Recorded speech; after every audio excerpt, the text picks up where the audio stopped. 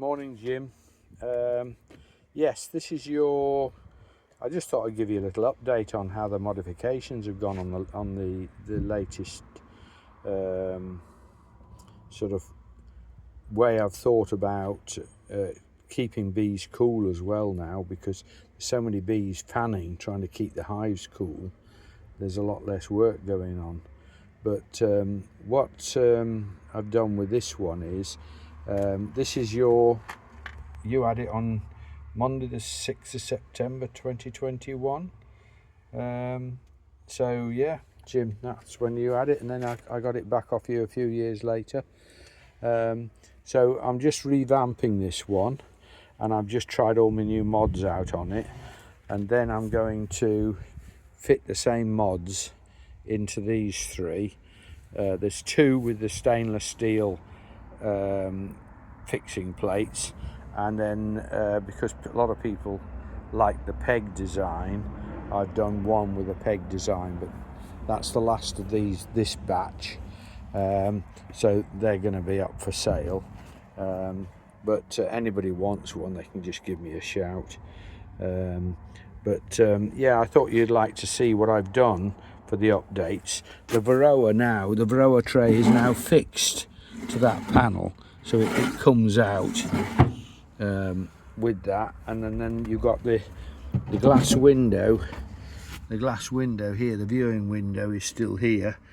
So for people that don't want bees in their face, this is ideal, because I've also changed the top design so that you can see down inside the beehive without getting bees in your face.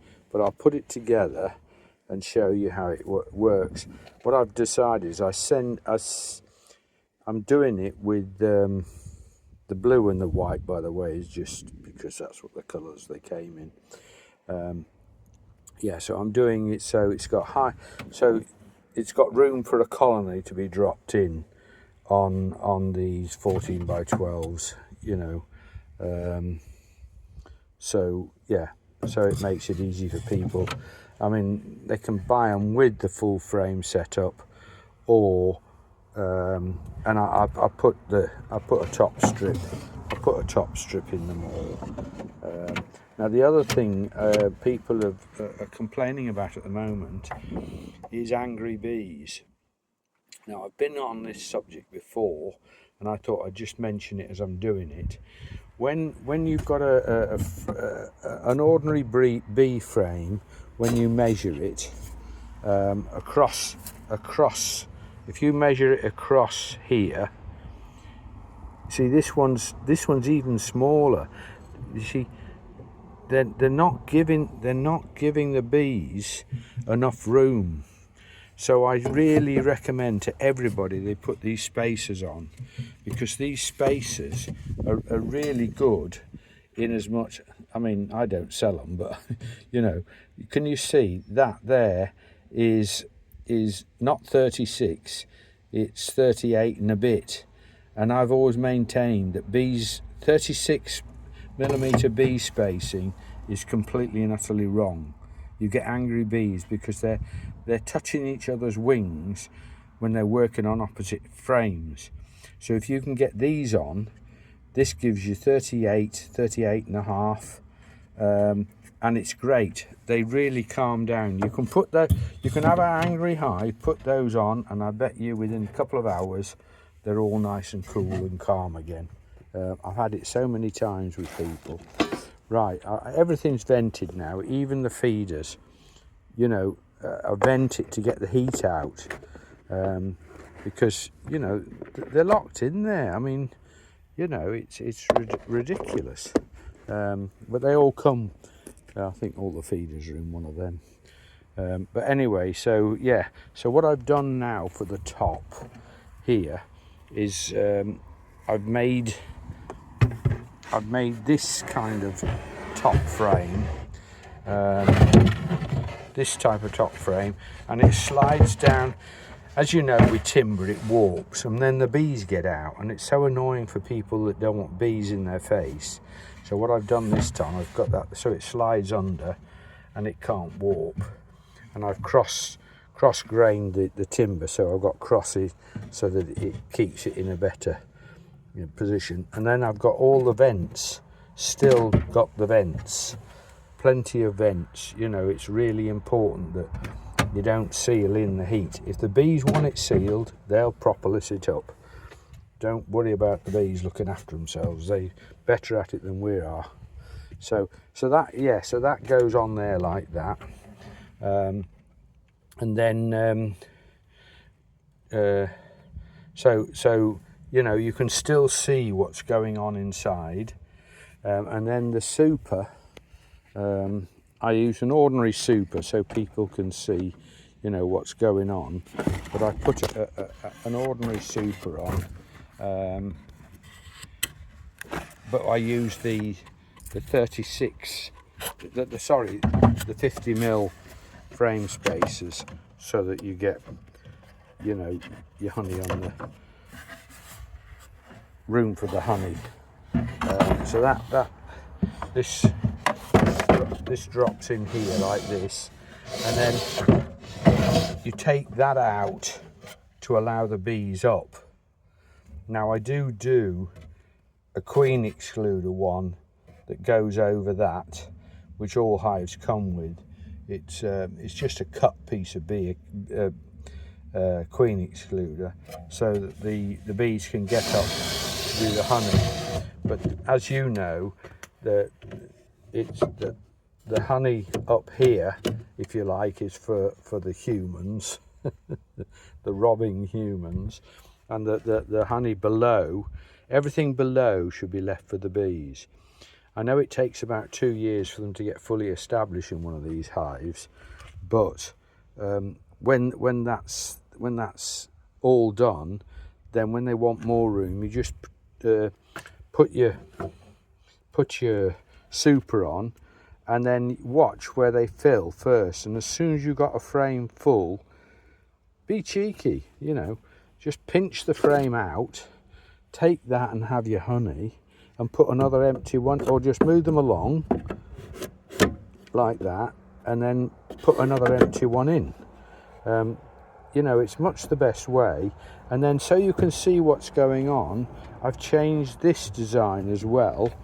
So I know it's a bit crazy, you might think, but this glass panel goes on here, so you now can see. The only thing that with this, what I've done is, you can see I've put a side vent in the side of the super, because the glass won't allow it to breathe. So if the bees don't like it, they'll propolis it up. But you've got the side vent in the super there. Just show it a bit better. Yeah, so you've got the side vent in the super to keep, so they can get the heat out. You can have it this way round or the other way around, and the bees can come up through there, no hassle. This goes on the top. It's just a simple glass shelf. It's nothing elaborate. And then on that I have Corex board, simple cheap Corex board, and then put that on so it keeps it dark, and then just apply board to hold it down. So that's that.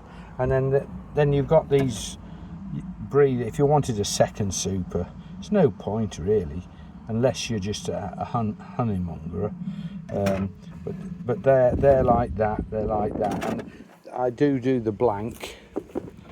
I do this blank system as well. So if you did want a solid top, I do that with a bit of gauze on so it doesn't drop in. And then and then everybody gets a new. That's a bit of a mess. Everybody gets a new feeder with each hive. So so that's basically the change.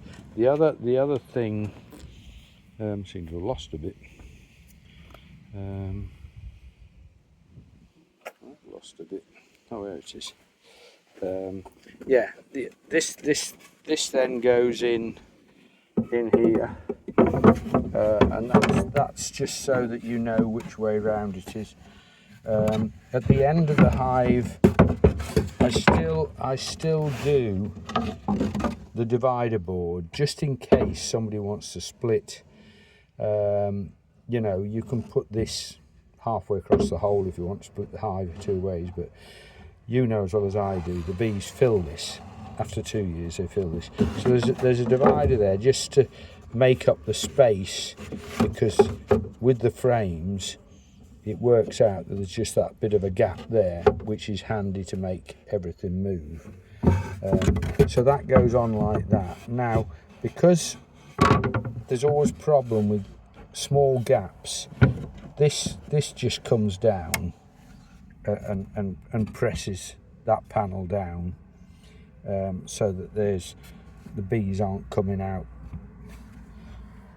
It always amazes me how they can get through a 3mm gap. But yeah, but that's basically it now. So yeah, that's the latest rendition, and yeah, I hope you're doing okay, babies, and we'll talk again. But I'll get this loaded up onto YouTube, and then you've got it. Yeah, so they're all the same. These haven't had the entrances put on.